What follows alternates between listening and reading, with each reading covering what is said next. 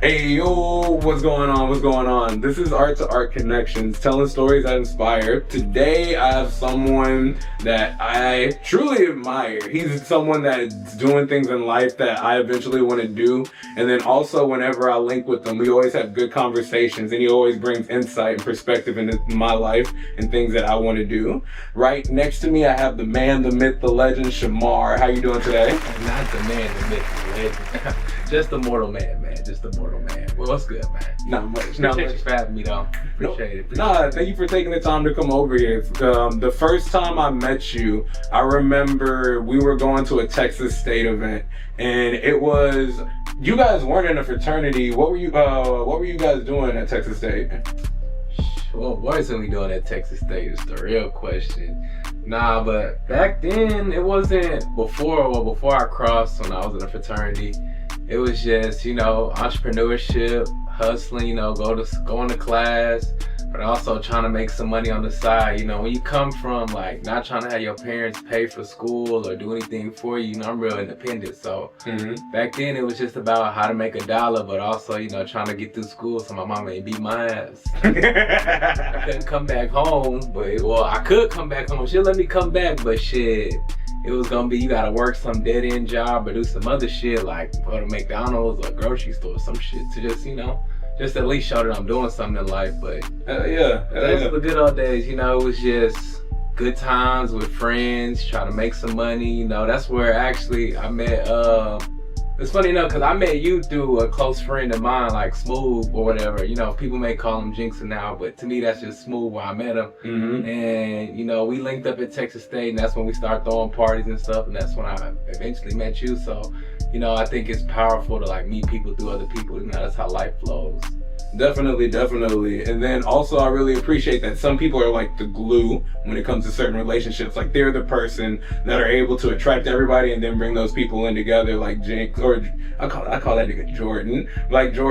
But yeah, that's dope. But now hearing you talk about Texas State, it seems like you always had that entrepreneurial spirit. I guess, what was your first side hustle growing up? It's funny enough, first side hustle actually was like in elementary. Hey, yeah. I kind of like always was like trying to make money. Like, I don't know what it was just something about having money or like doing something, but it always was kind of like either artistic or just the drive. Like, I don't know, like if you ever remember spinners and blades or stuff like that, like what kids used to just spin around. Yeah. So basically I think I was in like the 2nd or 3rd grade, and then I have a younger cousin. He was a little bit younger than me, and he knew how to make like blades or whatever, and I used to draw. So I was like, shit, we partnered up, and I would like color, draw, make different patterns, and we'd take a bag of them to school, sell for like 50 cents, $1. And then after time, like, we just seen like money coming in. Like, it wasn't like no crazy money, but being in the 3rd grade, you use it to go like to Olive Cart, go buy like extra like snacks, So my parents used to give me like exactly amount to get lunch. So, it was good to be able to buy some chips or a drink or something extra. Hey, yeah, I remember the Olive Cart line was bussin'. If you had Spicy chicken tenders, man. Spicy chicken tenders. Hey, yeah. You was in A-Leaf or you was back there, them spicy chicken tenders and them soft cookies. Hey, yeah, the soft cookies for sure. Nah, that's dope. When I was in school, I sold candy, and so that was kind of my first introduction into entrepreneurship. And then kind of like what you said, even though it's not a lot of money, the fact that you bringing something in, because I know when I was in high school and I had like $50, I felt like the man on campus. So I could only imagine in 3rd grade, you had 20, like, I'm gonna go to GameStop, I'm gonna buy out the whole store. Yeah, man, like I think what you said is like really important. Like, it's just, after a while, it don't be about the money when you're younger and you don't really understand like the value of money. Of course you have your parents and they're like, they giving you your necessities. But I think like at a young age, when you kind of understand what entrepreneurship is, it's about the drive. Like, it's not about like how much you bringing in at that time. It's just, do you really have like the focus or the will of wanting to do something for yourself or wanting to make a living for yourself and not just have everything handed to you? Definitely. I agree with that wholeheartedly. And then continuing on your entrepreneur path, I know currently now you have a photo booth business. So how did you stumble into that? How did you find that? The photo booth actually was really just God, honestly.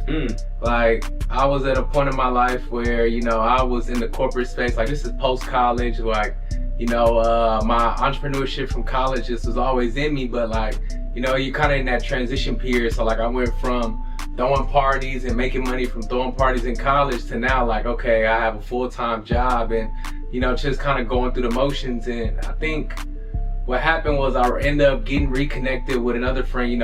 Everything comes back full circle, like we were saying. Like, you have people who are the glue. So like, it's somebody I went to high school with, and then my fiance, now girlfriend at the time, they were doing real estate together. And so, we had got reintroduced to each other, and they had started building their own friendship. And she was bought a photo booth and was about to start the business. She was interested in selling it, and I just, I was like, well, I didn't know even what it was or if there was even a market for it, but like I had extra capital at the time, so I was just like, should I worked out and negotiated a deal with her, and I bought it off for crazy. But the crazy part about it is like, it's just how I know it's God, is because now I'm into the point where it's like actually flourishing. And now I'm hiring like a marketing manager to help run the business and help like grow the businesses more. But I remember sitting on the photo booth, fully paid for, like owning it, and not doing anything with it, like still working my 9 to 5, making money like that way and enjoying life. And like now realizing like, I have an investment right here, I could be making more money. So it was like fear took over for a good period of time until like I kind of just like jumped out of fear and like the fear of like success. I think at the time I've seen success in different avenues at the time, and I think I was at a place where I was comfortable with like the whole corporate life and like just going, doing my job and like getting paid and things like that. I didn't realize that like I had kind of lost that entrepreneur drive inside of me for a little period of time until I started getting back into it. And then I just took the leap, did a couple events for free, just seeing how the traction was coming from it and that people was enjoying it. And the crazy part is like the photo booth business isn't even like my end goal. Like it's just kind of like a hobby for me right now, like that I'm just building a business because I have another end goal or another business that I want to do, but I'm like enjoying this right now while I kind of like find out what I want to do in other areas. Hell yeah, that's dope. I like the fact that you kind of stumbled into it, and then also the fact that you kind of worked it. And then I know you personally, you have a giant network of people, so you just initially just have to throw yourself out there, and then eventually something will stick. But I guess to go a little bit deeper into it, I guess when was the moment that you said I want to turn this photo booth into a business? Oh, I always knew it was gonna be a business. I think it just was a turning point when I actually seen the potential in it. Because at first it was kind of something where it's just like, oh, I have extra money and like I was already paying for it. I already owned it, so it wasn't like I was losing anything after I paid it off from the girl. Like I'm really good at budgeting and stuff, so I kind of just set aside like, hey, I'm gonna pay her XY dollars every couple weeks or whatever until I pay it off. And then by the time I paid it off, it just was kind of sitting there. And then once I started like seeing how like lucrative it could be, doing my actual research on like how much people are paying for them to like rent it out, and then also realizing my own talents, because I think like the fear for me at first came from not knowing if I could do it on the creative side, because I actually try to get creative with it. Like when I talk to people about the themes, I want to bring their vision to life on the photo itself, and like making just making an experience for not only the guests but for everybody involved in the whole thing. So that way when they're leaving someone's event, they feel like that they were a part of the event and not just a regular guest. So then once I kind of noticed that like it's something that I could actually do, and that like I still had that creative juices flowing in me where I could hear somebody's theme and I could bring it to life, it kind of just became easier to the point now where like it's kind of on autopilot, where a lot of my business comes from referrals and people just love the customer service aspect of it. And so once I realized that, I think that's when it dawned on me like, okay, I think it's time to take it to another level where, okay, let's try to attract more business. Like I'm thinking of expansions now. Right now I'm currently going through a full rebrand. I just hired a marketing manager, so that way like I can actually put myself out there in front of the public on the actual social media front, bringing business that way, not just from like the networking and the what I'm doing already with going to events itself. No, that's dope. Furthermore, I guess to delve a little bit into it, you talk about the goals and that you started off with a hobby. Do you have an end goal, or do you have like a magnum opus or a grand achievement that you want to do with your photo booth business? I'd say end goal is to be able to run it on autopilot. I think like with what I've learned from like looking at different entrepreneurs or people who dabble in multiple businesses and industries, because that's essentially my end goal, is to, you know, run multiple businesses. But I think for the photo booth itself is to build it to a point where I have multiple and it's on autopilot, where all I'm essentially doing is just checking in and making sure everything's okay. I think once I can get it to that point, I'll be comfortable either, you know, if someone wants to come in and I sell it for whatever price that I sell the business or the whole company for, or just, you know, letting it run on autopilot while I dive into different endeavors. I think that's kind of like the end goal that I see for it. It's just building it up to a point where it's self-sufficient. That's dope. That's dope. And then here, one thing that I really appreciate is that whenever we talk, we just have really good conversations, and the last good conversation that we had was about therapy.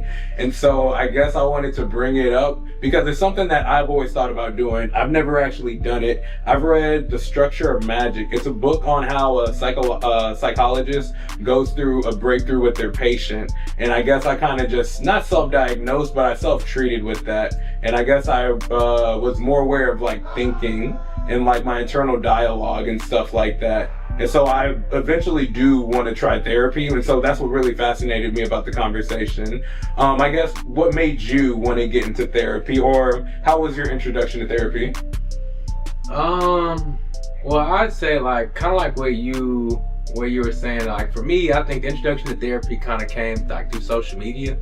You know, like right now, I think we live in a digital age where information is so easily spread, and that everybody currently where we're at, where I kind of like the trends of things, people are trying to get more healthier with their fitness goals, with just their mentalities. And this is Black people in general, I think we're finally getting exposed to these different tools and these methods to just help heal the generational traumas that we may have from, you know, going back from slavery, or how poverty mindset, or even just like growing up and like not having certain opportunities, or our parents being able to do the best that we can and not realizing the psychological toll that it's taken on us and how we kind of navigate society today. So I think that has always kind of been on the forefront, and then social media has made therapy seem more acceptable. It kind of like piqued my interest, and then, you know, I never kind of just thought like I would go into therapy. And then we're really kind of pushed into it is like me and my fiance, we were kind of like both like floating the idea. And then my job at the time when I was working at Oracle, they offer like, you know, EAP, like free therapy. So I was like, you know, going back, I was like, oh, well, I have the resources, why not use it? And I just think that at the time, a lot of people don't know about the resources that they do have from like different jobs or whatever they have, and like just utilizing those resources. So I just took a chance. Like, you know, my fiance started, she went like maybe 3 or 4 sessions. And then as she was going through it, we would kind of talk and dialogue, and I'll ask her questions about it and see like, you know, how did it make her feel? Like, does it work? Or like, are you working through the things that you want to work through? And just like kind of getting that outside knowledge. And then I think the real driver that kind of pushed me into it is not just hearing her talk about what she was going through, but being able to sit front row and realize and watch the changes that she was actually going through from therapy, and seeing like, okay, what she was telling me, like that she like uncovered, and then watching her implement those changes to live like a healthier lifestyle. And then from there I was like, okay, well, what do I have to lose? Like, you know, it's like, it's confidential anyway, like this is a random person. But I think that's the best part of therapy, is that it is a random person.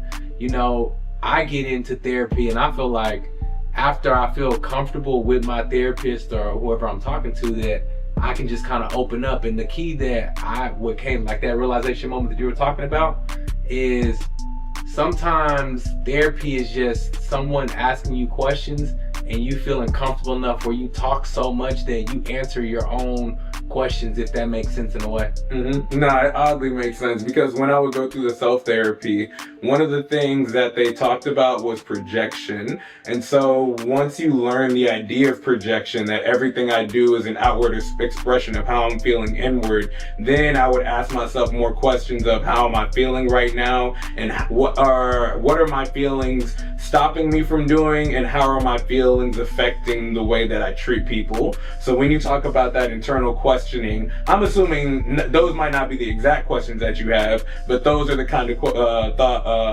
thought processes that go through your head with those questions. Am I assuming correctly? Yeah, I think for me, like, one of the biggest things is when I was inside of therapy is I was really just trying to get understanding of myself and my behavior and patterns that I started to look in the mirror and realize that I didn't like anymore. Or like things that like I would do that kind of was like hindering like my relationship with like my friends or my fiance, or like just different things that I was doing that I didn't want to do anymore.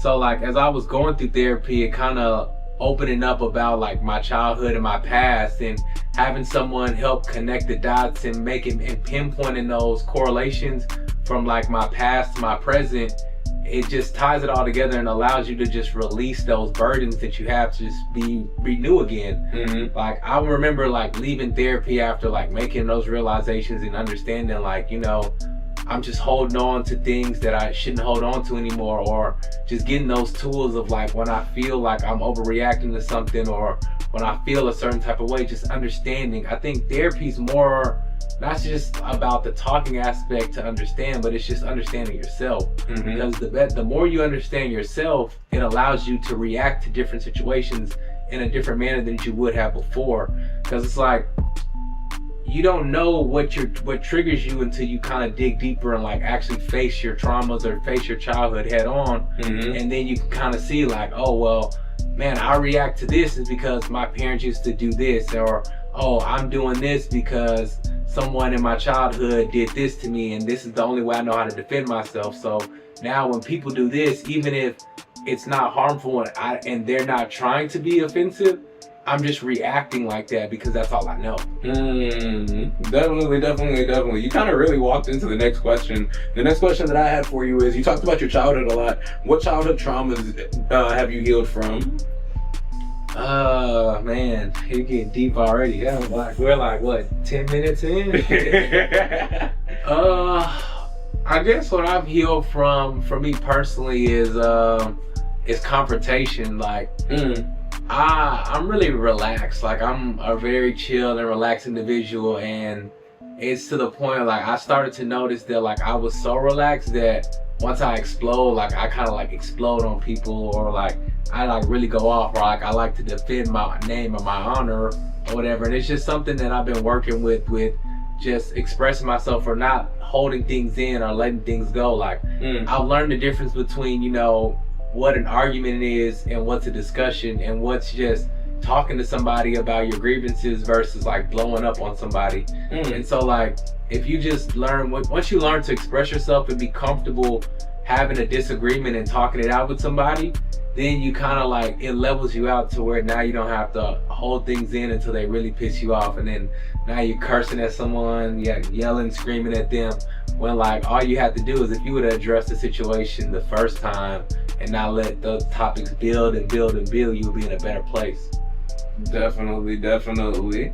When you talk about the building aspect, that's something that I had to deal with too. Kind of this, not the exact same as you, but I was very chill and I was very relaxed. And kind of like you, I would hold on to a lot of stuff. Whenever I would visualize my anger, or whenever I would visualize the feelings that I had that I really didn't want to feel, it would always look like a younger version of me holding on to an experience that I just couldn't let go of. And so once I started realizing that, I truly started letting go. And then also, I guess I heard this phrase, and it kind of really struck me to a core, and it kind of like hit something deep for me. It says you can't keep your hands full and still be willing and open to accept the new things in life. So when you talk about that, I definitely understand that, and it's something that I've gone through too. Well, so let me ask you this then. What you got? I know you haven't been. Perfect. No, we're good. Oh, we had slight technical difficulties, but we're back. He was about to ask a question. What was the question that you had? Yeah, I was gonna ask, like, I know you've kind of done some self-diagnosis and stuff like that, and you're asking questions about therapy, but what's like something that if you were going to see a therapist, like, what would be like the topic that you would like want to bring up? Find out about yourself. That's the number one thing that kind of like, that's the number one thing that's really stopping me from going, because I don't really know what I would talk about. And then the crazy thing is that I kind of know what I'm missing out on, because I know that I don't know certain things about me, and it's easier to identify problems in other people than it is to do for yourself.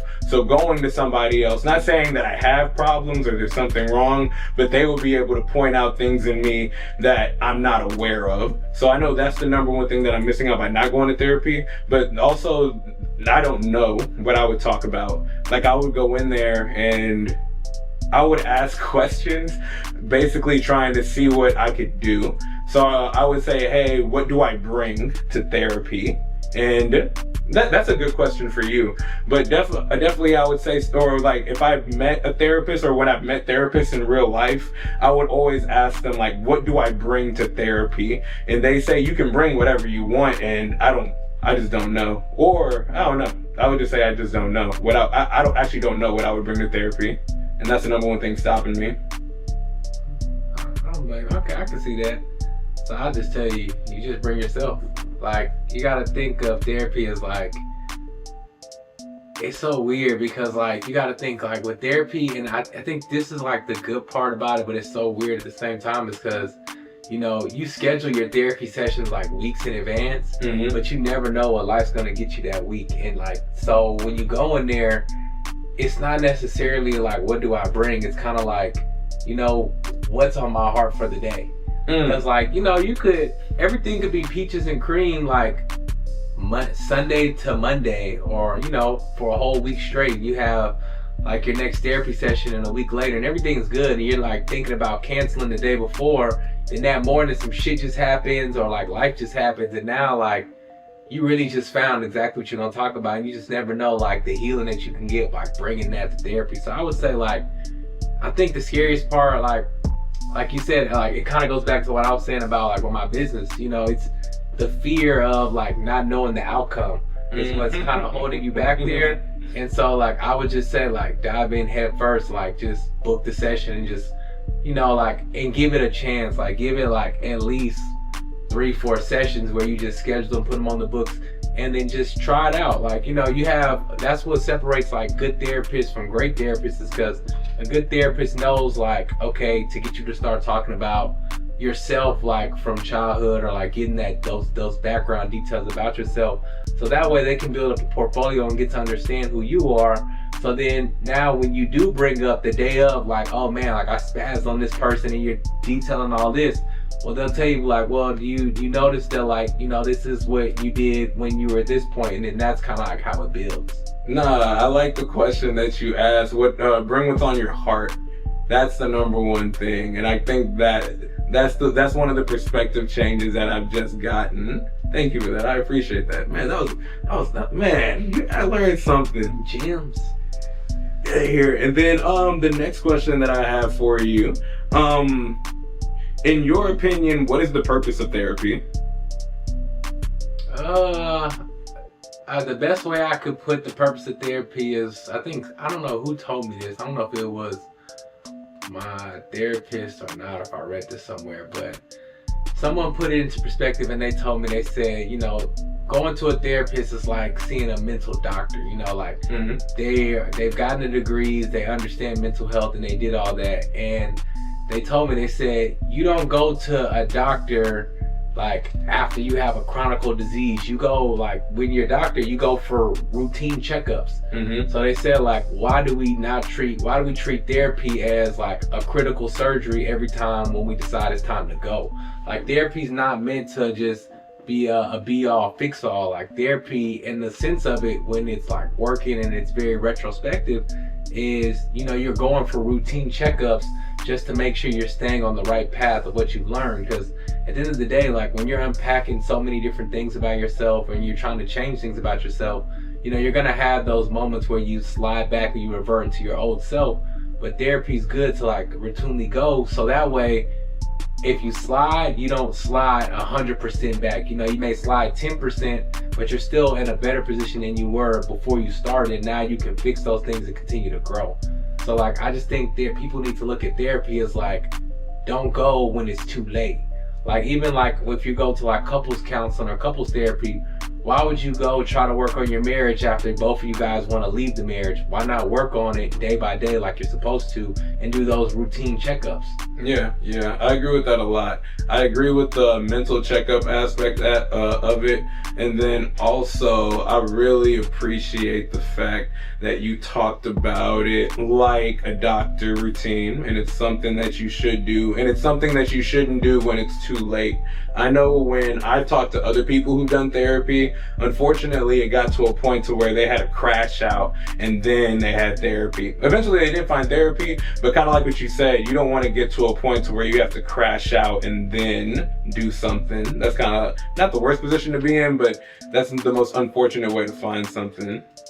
Oh man, I like that. This is something that I always love, that I always have on my mind. How long do you want to go to therapy? And then do you think therapy should have an end date?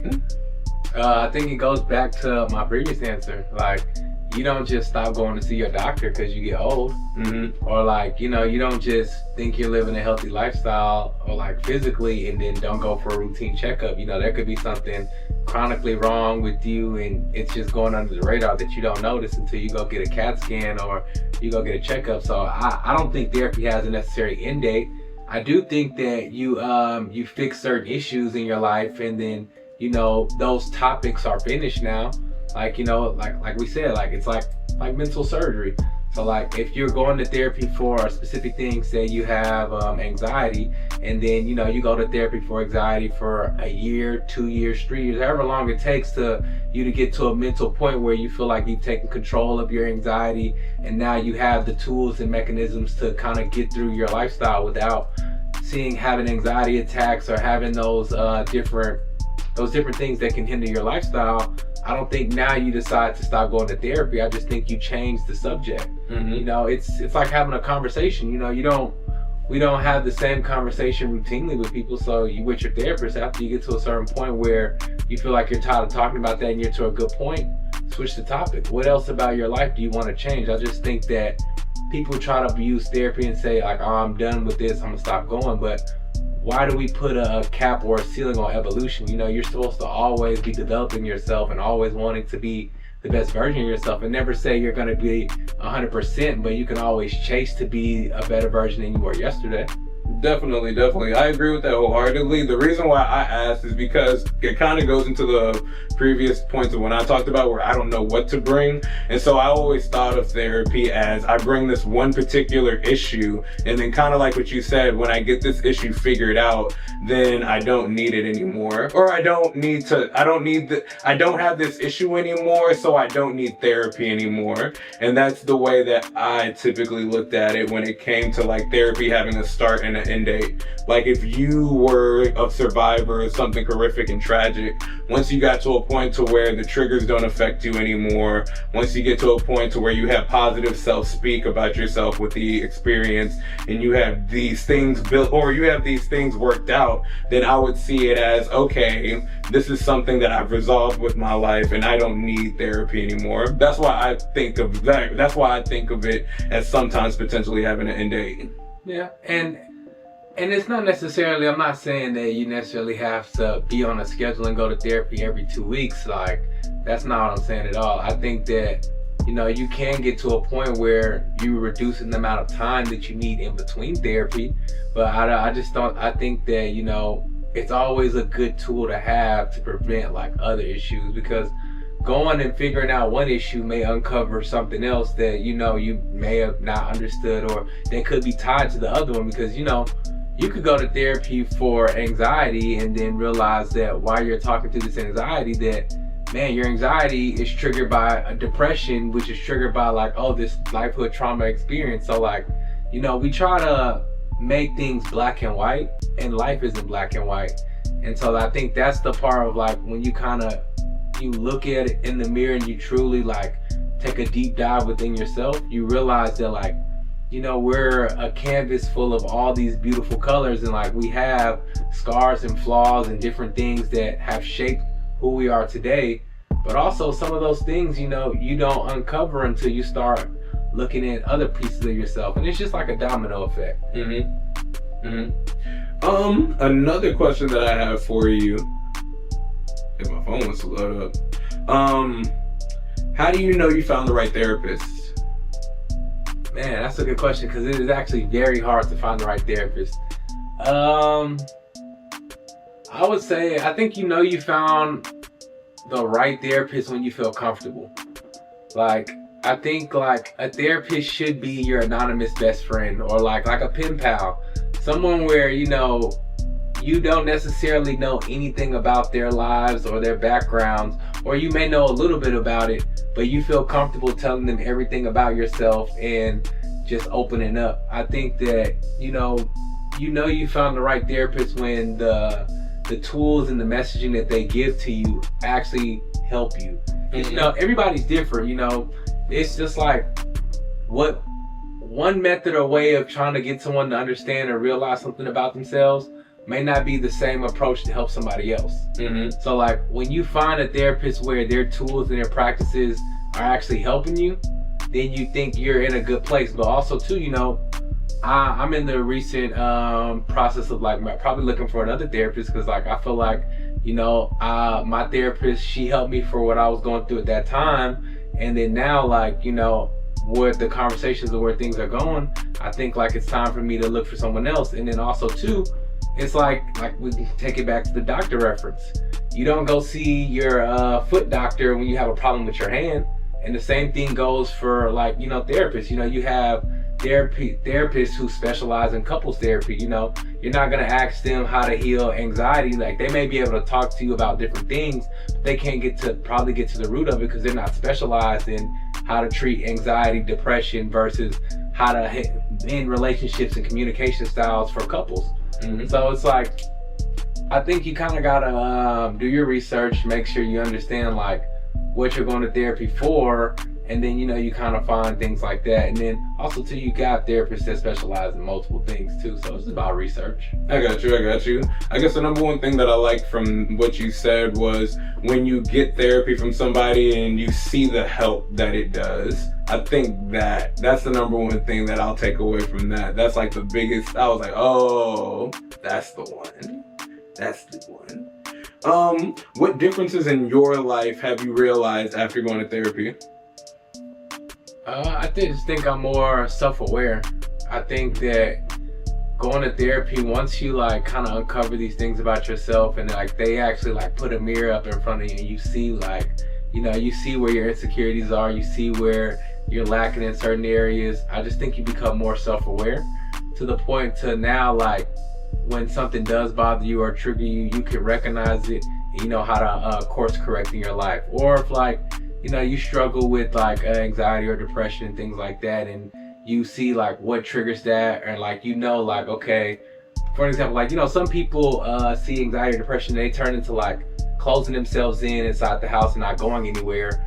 But they understand like they really love to like be around people, they love to like exercise, they love to like do things outside of the house.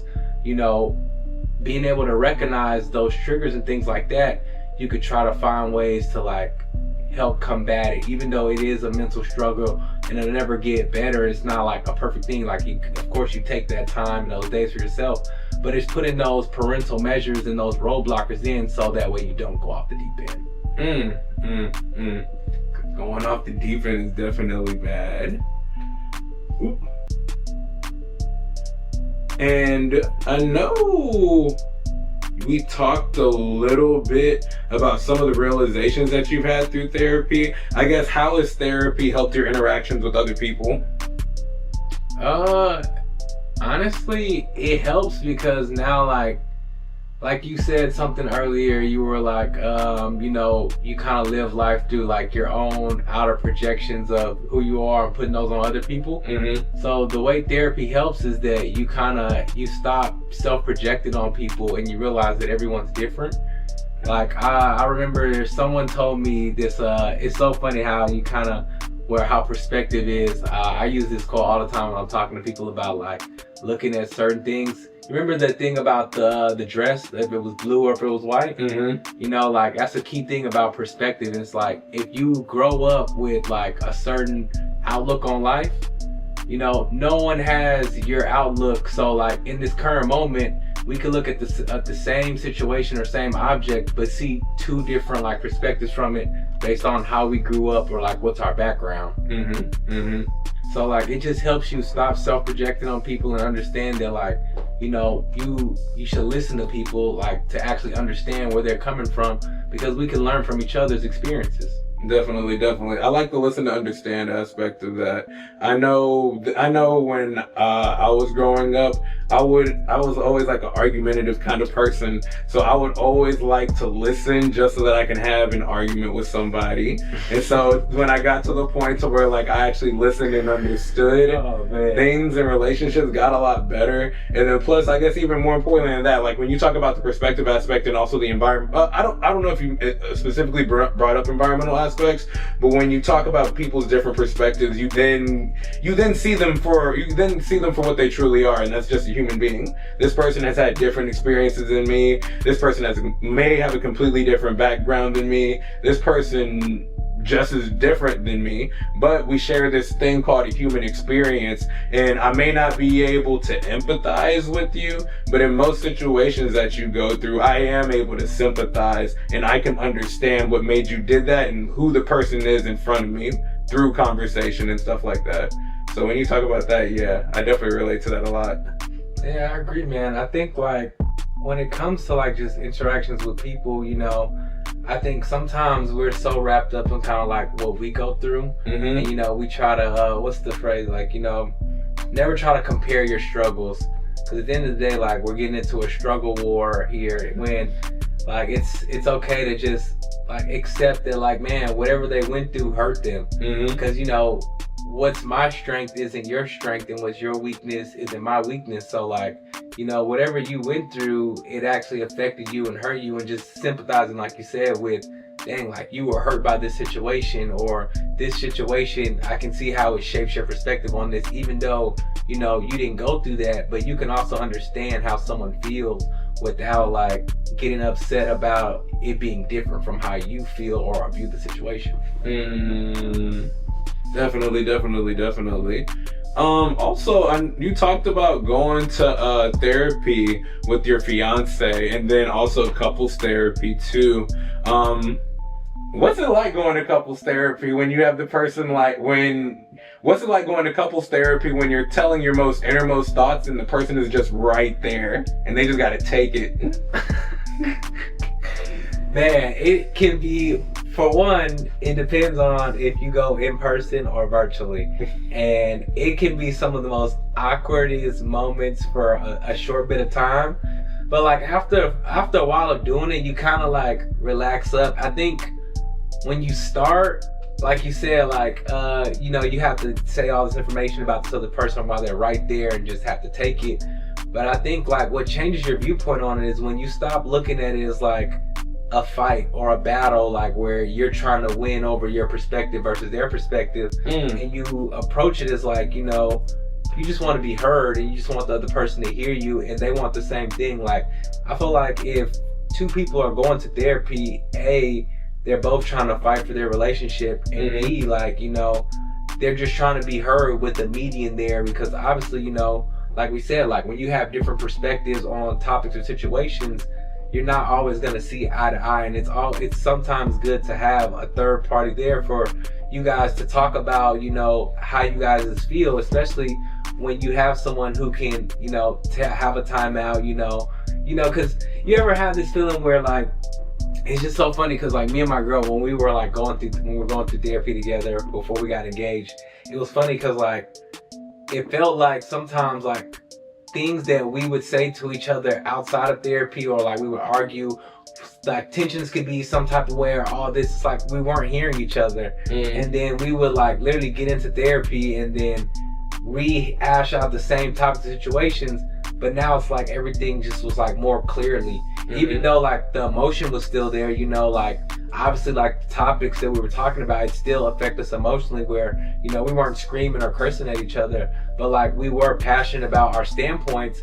But from a certain point of view, like the way that our therapist would handle the situation is she would let both of us like say things, but then she would also let the other person respond and like give their perspective on what the other person said, while making you listen and then seeing like how you react to what they're saying. And it just helps because, you know, it stops turning between like, oh, I'm trying to win this argument, to we're attacking the situation together.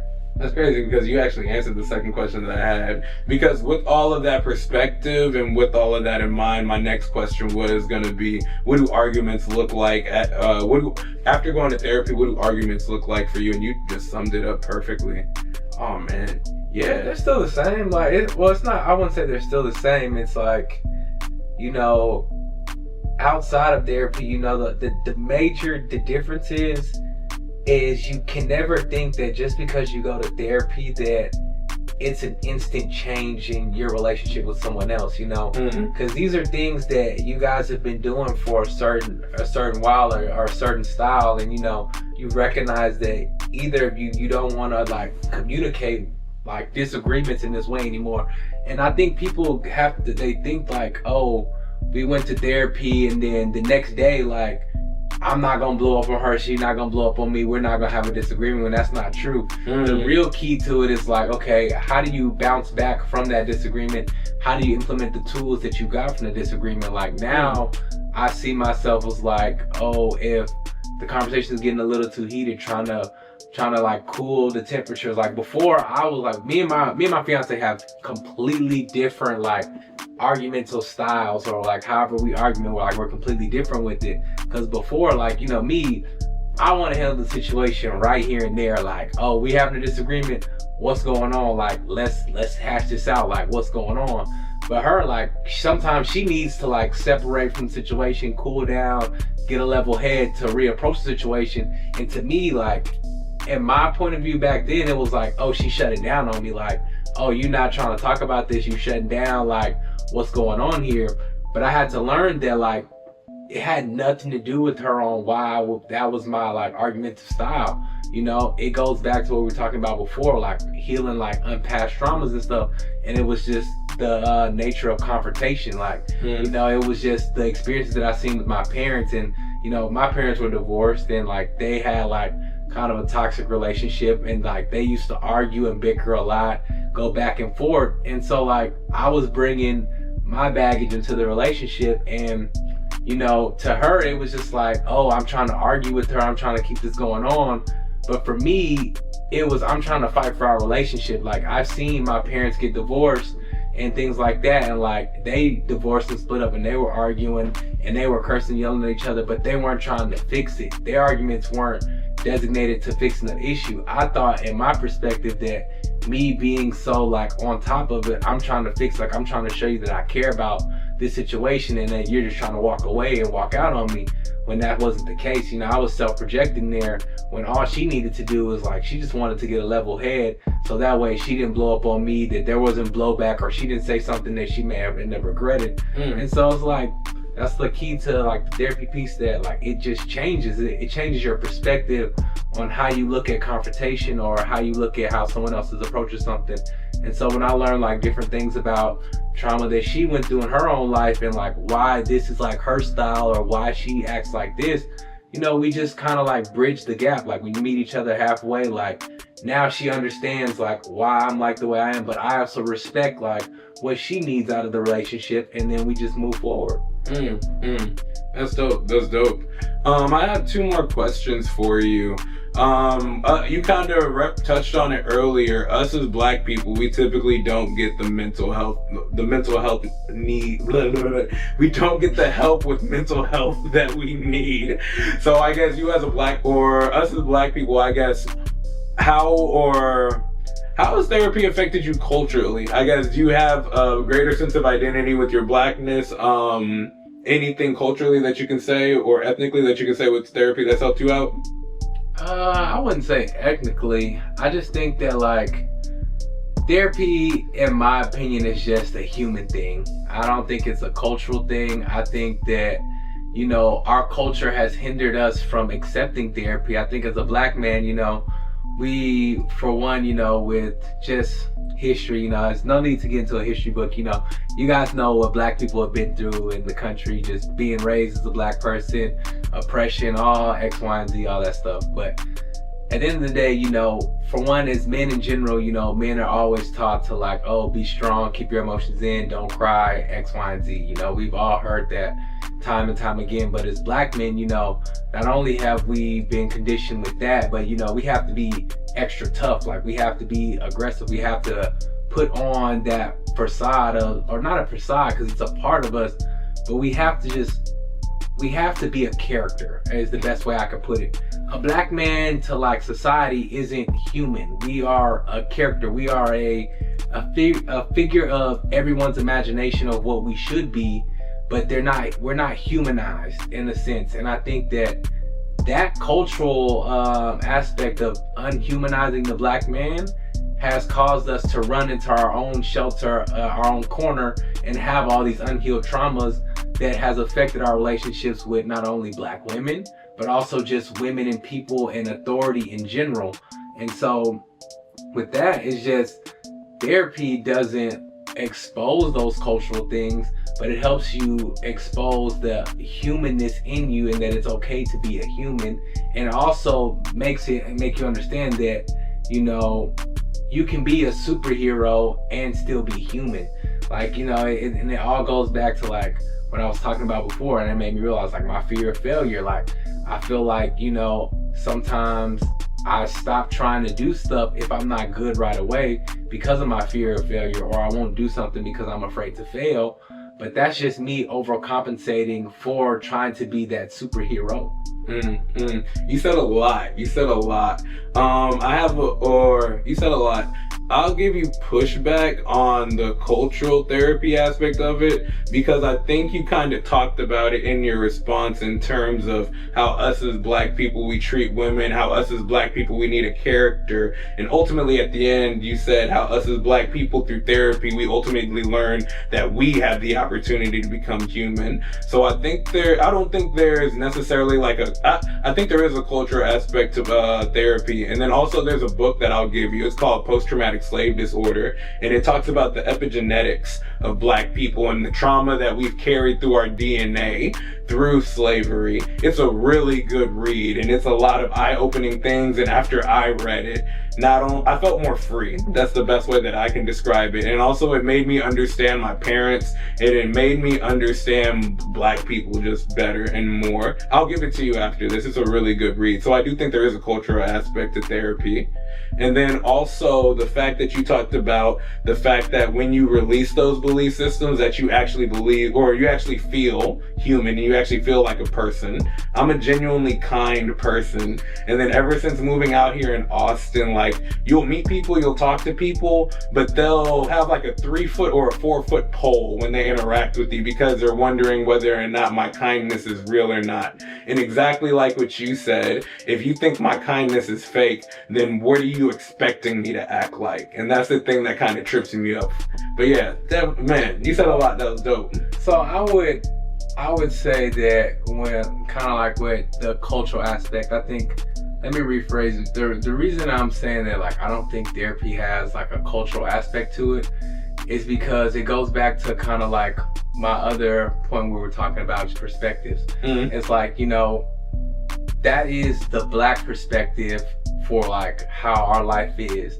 But therapy is a foundational piece that every culture can experience, and every culture has a perspective that they may uncover through therapy. And you can use that in like different examples. For like an example, like, you know, like a white male, for an example, they could go to therapy and uncover that like, oh, you know, they may naturally have like, oh, fear of black people or whatever. That can be a cultural thing that they deal with culturally, but the foundation of therapy isn't isn't based on a single culture. It's based on uncovering self perspectives.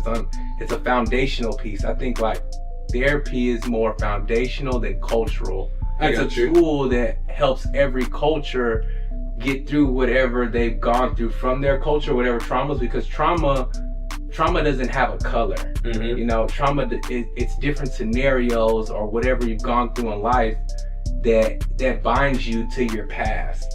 Now, therapy is just a tool to unbind you, which can be effective to every culture. Mm-hmm. I think that's what my main point was. I got you. I think I could have asked a better question, or I think I could have phrased the question in a better way so that I love the conversation that we had about it, but I feel like I could have phrased the question a little bit better so that it could have addressed the main points that you're talking about, rather than making you feel like therapy is culture specific. So I could have phrased the question better.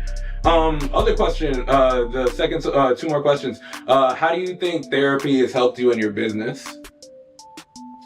Customer service, man. We got great customer service here. You know, we can laugh together. We can have a drink together. You know, I can talk to anybody about anything. Mm-hmm. So it's all customer service based. And at the end of the day, you know, I'm in it to make a living for my family. Obviously, you know, I'm not gonna tell you like I'm doing this shit for free, because I wouldn't have a roof over my head. Like, you know, I'm trying to build a life for me. And so, look, you need a photo booth, look, hit me up. I'm trying to build a life for my family. I got bills to pay and a wedding to pay for. So look, but nah, like on a serious note, like literally, it's customer service. It's people oriented. Like, I think that one thing about therapy is once you understand yourself, you can just be a better person to other people. Yep.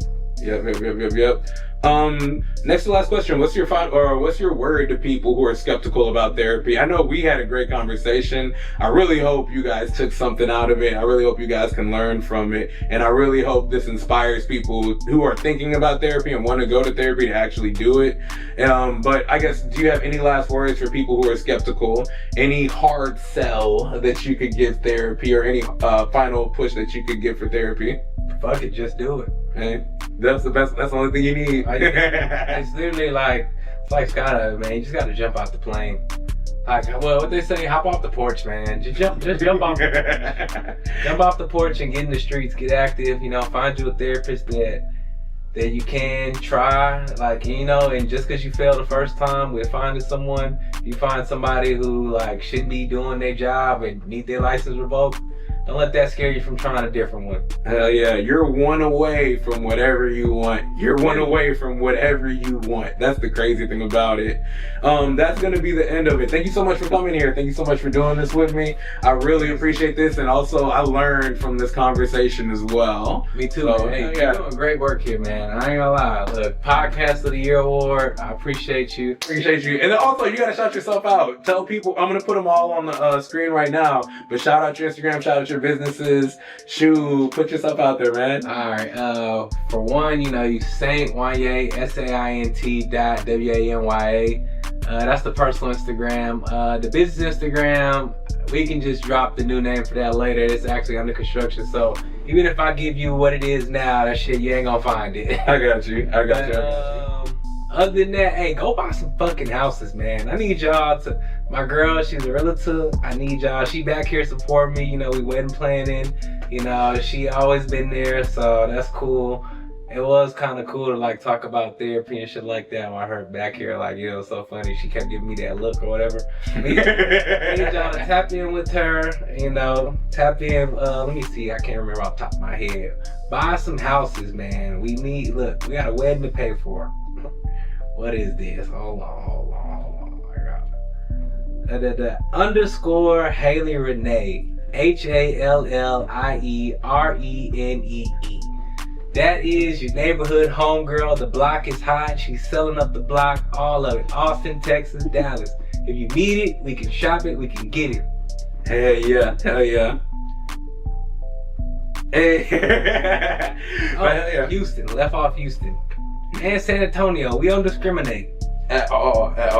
But shit, thank you so much for doing this. Thank you so much. Any final words you got? Anything? Any questions that you got for me? Anything? Yeah, man. What kind of inspired? What's the inspiration behind the pod? Like, for real. Ever since I was young,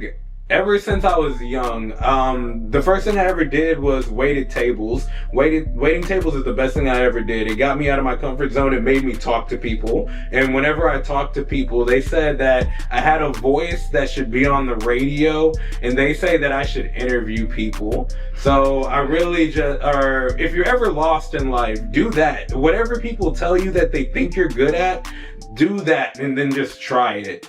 So that's what made me do it. Pro tip. Yeah, like and then plus like I like interviewing people. I like talking to people. When I was a bartender, my favorite thing was just talking to random people. I love the life experience. I love the human experience. I love the story of how Shemar got in front of me, because there's something that I can learn from it. And then also your story is going to be a motivation to other people. So I love stories, and I can say I genuinely love stories, and I love good people.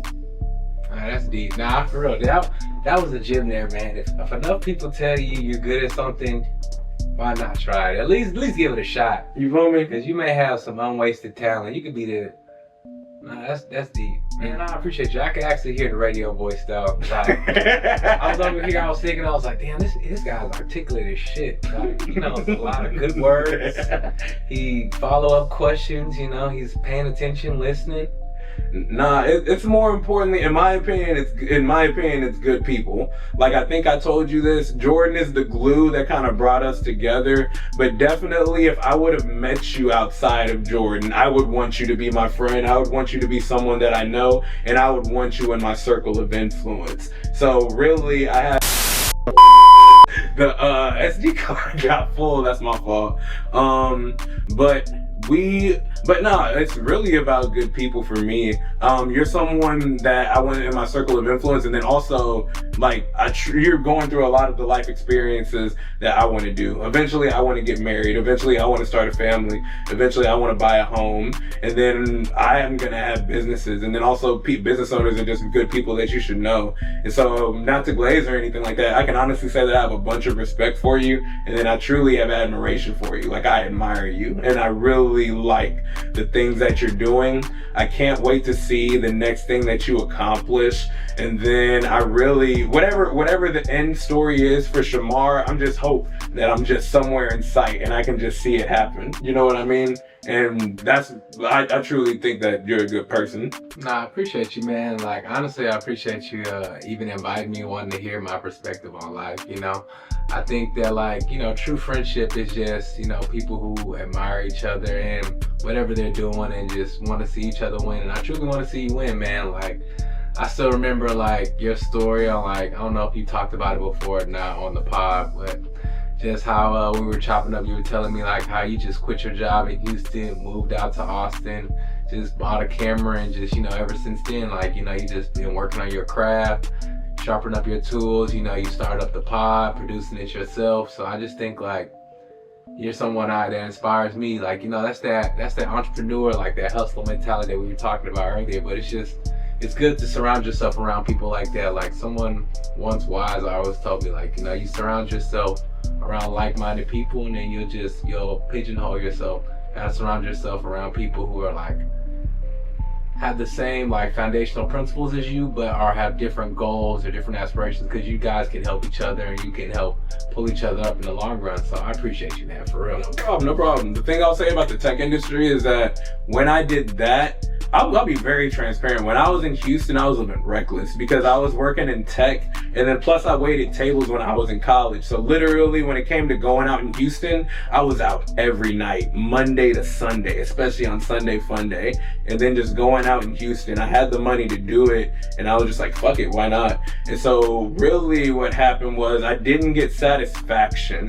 I was having fun, I could smile, I was good at my job, but I didn't have satisfaction. I didn't feel like I was living up my life's purpose.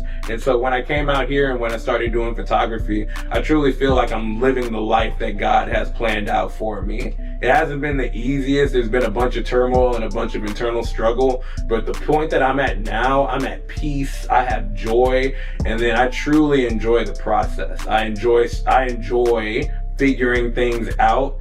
because one thing I know is that when you get done, or when you're at the point to where you want to be, like when I was successful in Houston, I had fun, but I was bored. Like when I get, or I don't know if bored was the right word, but I was definitely comfortable, and I was upset at the fact that I was comfortable. I can say that. You said something like really inspirational that I think a lot of people should really think about. You said, you know, when you fall in love with the process. Have you ever read this book called Chop Wood, Carry Water? Mm-mm. Man, it's like quick 200 some pages. You should read it. Like, it's literally about the process and being patient and understanding that, you know, true greatness and mastery comes with time, but also, you know, it's never so much about the success in the present day that it is like, you know, falling in love with the pain of the process, falling in love with the knowing that today you're not good, but because you're willing to do the little things and the small things every day to critique yourself and to better your craft, that in the long term you're going to become a master at it, and you will eventually look back and understand that everything was a lead up to that present day moment, and it's just about, while in the present, falling in love with the process. It's a good reality. I'll give it to you. Hell yeah. I'm about to say, we got books we can trade now. That's dope. But nah, man, thank you so much for doing this. I really appreciate it. I think that's really a good point to end off on. It was wonderful talking to you. Thank you so much for your insight and perspective. This is Art to Art Connections, telling stories that inspire. Hopefully you got something from the conversation. Thank you, Shemar, for coming out. And shoot, I'll see you guys on the next one. Peace. That's a wrap. Yes, sir. I like that one. I like that one a lot. That was a dope episode.